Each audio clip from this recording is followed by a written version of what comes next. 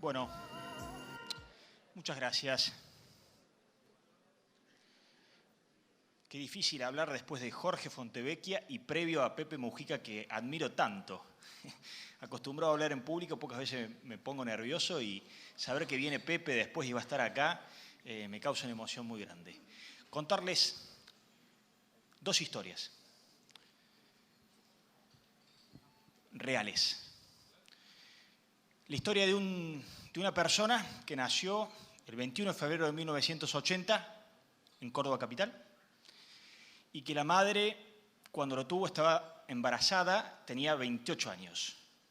Y contarles otra historia tiene que ver con otra persona de Córdoba capital que nació un 13 de marzo, para ser precisos, de 1980 y la madre tenía 14 años cuando se embarazó y cuando lo tuvo.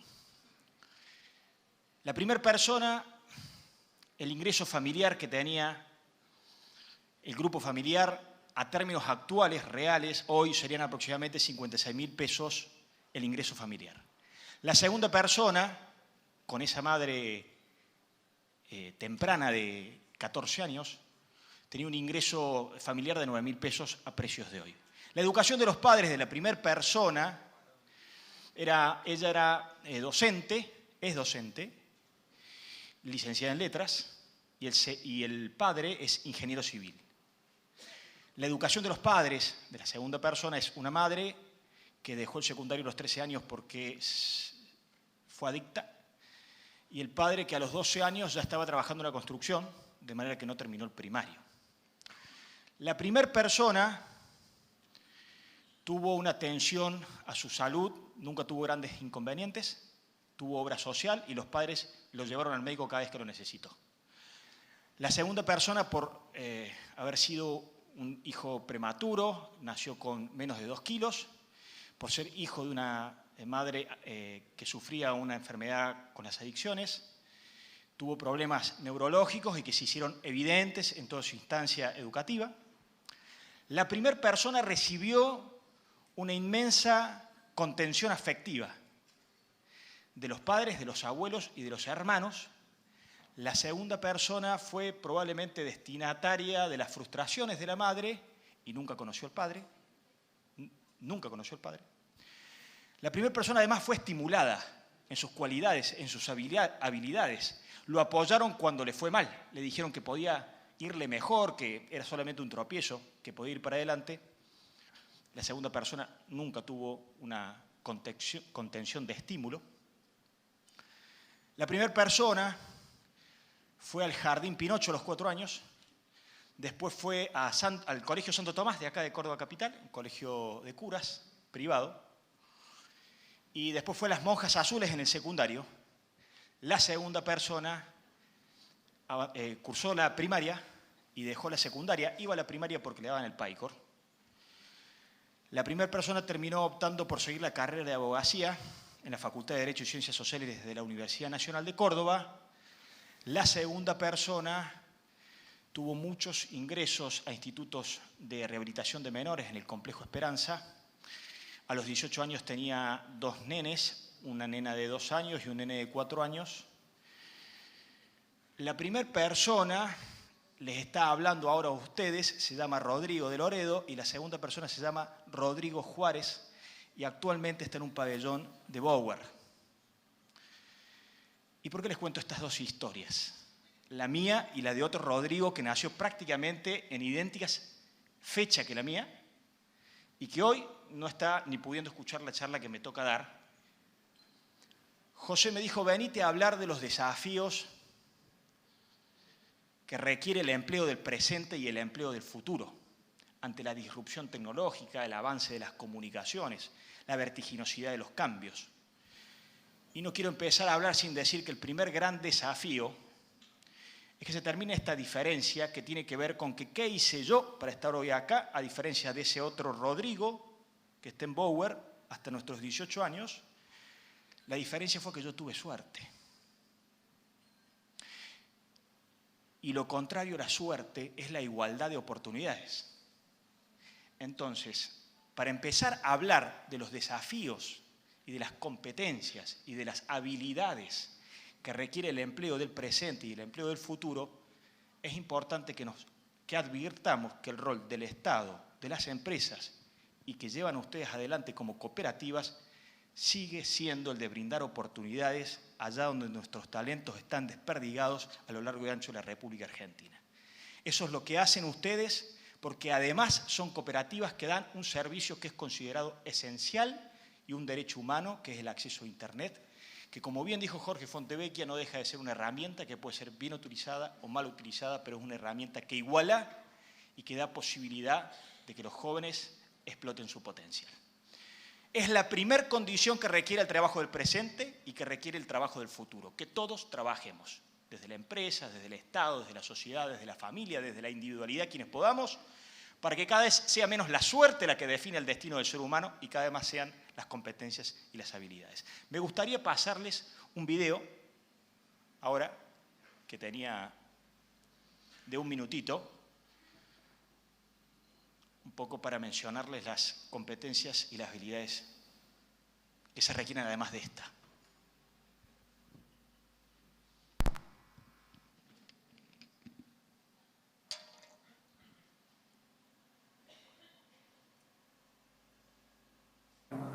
Holland stays in his seat, anxious to get away. Let's watch.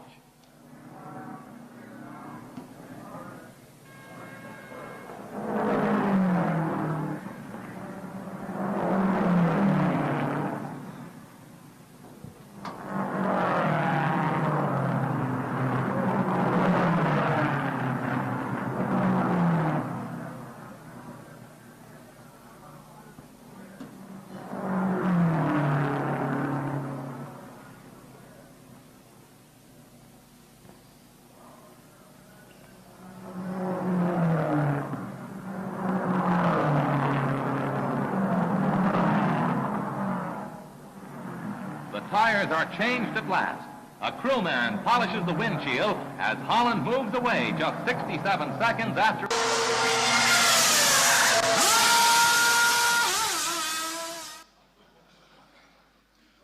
2 segundos duró el segundo cambio, que si lo detienen y lo pasan en cámara lenta, cambian exactamente los 4 neumáticos.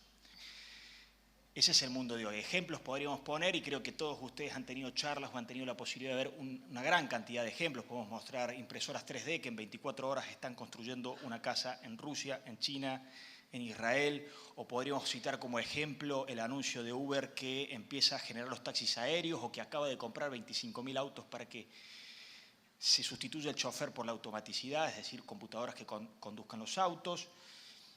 Y así, o la última línea sustituida, la construcción de los automóviles en Mercedes-Benz, que en exactamente 4 minutos un auto de cero sale funcionando de la fábrica. Y podríamos también ilustrarlo con más datos, que probablemente han escuchado, pero no son teóricos, son reales. Hoy el 50% de los empleos del mundo y de la Argentina hoy son sustituibles por la automaticidad. El 65% de los trabajos de la generación Z serían, por ejemplo, mis hijos. Yo tengo 4, una rareza para mi generación, pero son todos, van a generación Z. El 65% de los trabajos que ellos tengan hoy no se han inventado, no existen. Podría pasar de un listado estadístico que está relevado por las universidades de Estados Unidos o las universidades de Inglaterra que se dedican puntualmente a hacer estos trabajos de campo, de cuáles son las carreras que van a desaparecer en los próximos 20 años y hacer un ranking, por ejemplo, para polemizar la propia carrera de contador, sustituida por un software que te arme los balances y sin... O un listado de lo que están proyectando que van a ser las carreras de los próximos 10 años, que todavía no las conocemos, que no hay ninguna universidad que la esté dictando ni ninguna escuela que la esté enseñando, ¿no? Y puedo mencionar la nanomedicina, puedo mencionar cirujanos de la memoria, especialistas en cuidados de la ancianidad, porque pareciera ser que podemos hasta llegar a vivir 20, 30 años más en breve, y así un sinnúmero de ejemplos que nos ponen en situación de la vertiginosidad, de lo rápido. Creo que hay un cuento de Alicia en el País de las Maravillas que le dice un poco a Alicia cuando llega el conejo, le dice, acá el tema es que vas a tener que correr rápido para estar en el mismo lugar y doblemente más rápido para avanzar un paso. Entonces, la pregunta es ¿estamos preparados para esta cuarta revolución? ¿Qué competencias necesitamos tener para afrontar estos desafíos y abordar el empleo del presente y el empleo del futuro, que no es dentro de 50 años, es el empleo ya que se viene y que ustedes los ven día a día? Una muy breve semblanza histórica, porque me parece que de la historia uno siempre aprende, ¿no? De las 4 revoluciones, la primera, de 1780, aquella que inventó el tren a vapor, entre otras cosas, ¿qué pasó con nuestro país?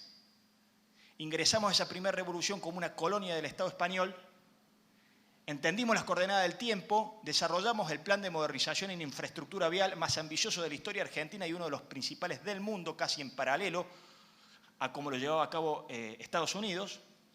Y ese país que ingresaba como colonia española fue depositado en 1930, después de haber incorporado, no sin polemizar, porque es un proyecto muy polémico que tiene sus grises, pero habiendo incorporado de esa forma la primera revolución, trajo toda la pampa húmeda al circuito productivo y en el año 1930 teníamos un PBI per cápita casi igual que Francia y que Alemania, la República Argentina. Primera revolución industrial. Así la vimos, así la tomamos, así entendimos que era el tren a vapor y así nos largamos a construir vías. ¿Qué pasó con la segunda revolución? Con la creación del combustible, la energía eléctrica, se nos fue. ¿Qué pasó con la tercera en la década del 70, que nos debatíamos entre las dictaduras y la democracia y la creación del microchip y la creación de los ordenadores, la computadora y la emergencia del Internet? Ahí, quienes saben, comparan la realidad de Argentina, que tenía el mismo PBI que Corea del Sur. ¿Para qué decirles la diferencia entre Corea del Sur y Argentina? Y hoy estamos ante la cuarta, la denominada revolución de la convergencia, y estamos preparados. ¿Y qué competencias hay que tener? ¿Y qué estudiamos? Bueno, los especialistas vamos a por lo menos dejar algunas definiciones de lo que hay consenso en el mundo sobre los avances que tenemos que dar y lo rápido que tenemos que incorporar algunas cuestiones en una problemática muy compleja como es la del empleo. Definiciones que el mundo ya las tiene para sí. Vamos a vivir aprendiendo. Lo más importante que tengamos que aprender no lo hemos aprendido hoy, lo vamos a aprender mañana. Carreras cortas. Certificación del conocimiento en vez de currículas extensas. En ese sentido me parece una extraordinaria noticia que Colsecor asuma el desafío de armar una fundación para seguir haciendo lo que hace tiempo viene haciendo, que es pechando, como quien diría, para que en las carreras de ingeniería se incorporen determinados saberes. Para que ahora sea una fundación que el propio Colsecor patrocine para que la experiencia de ustedes pueda ser traspolada a las nuevas generaciones.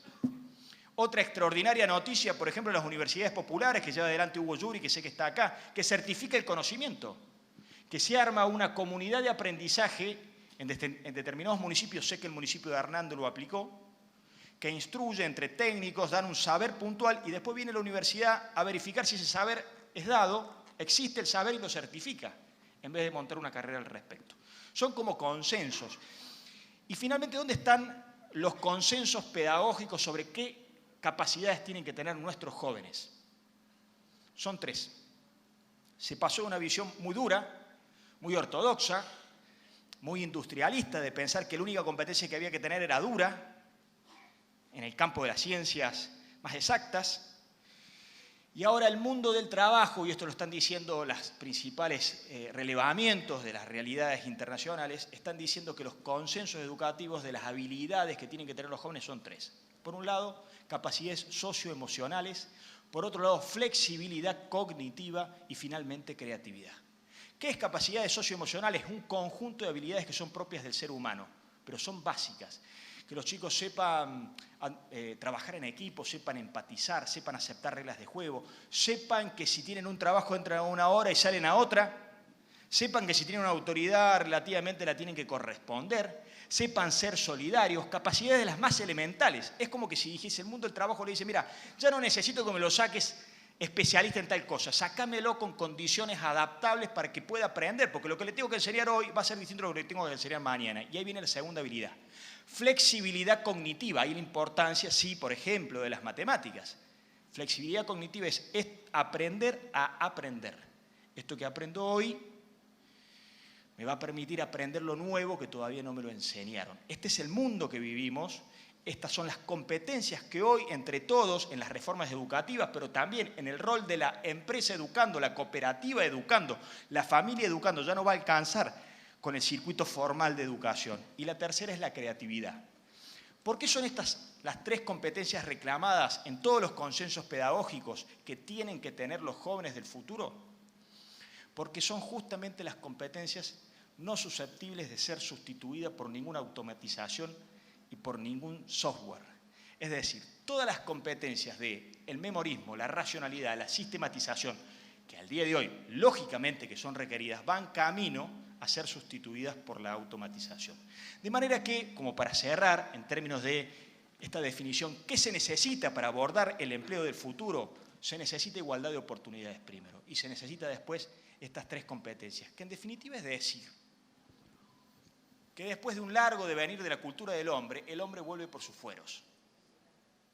El hombre vuelve por lo que le es propio. El hombre vuelve por lo que nadie lo puede sustituir, que es su propio talento.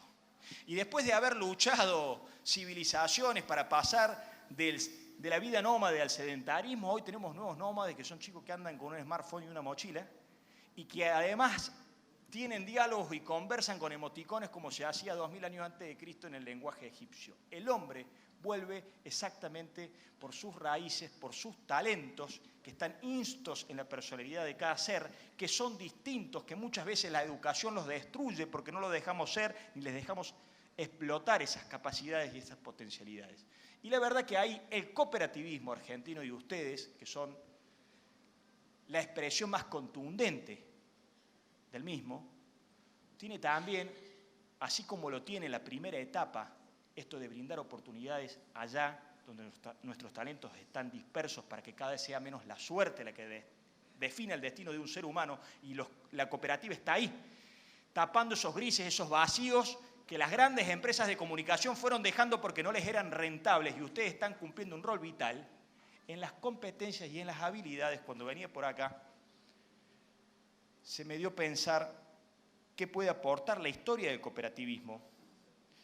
Y lo estaba por decir, pero me pareció mucho más oportuno hacerles una cita textual de Robert Owen, que muchos de ustedes los conocerán, pero no es ni más ni menos que considerado internacionalmente el fundador de los principios cooperativos de la historia de la humanidad,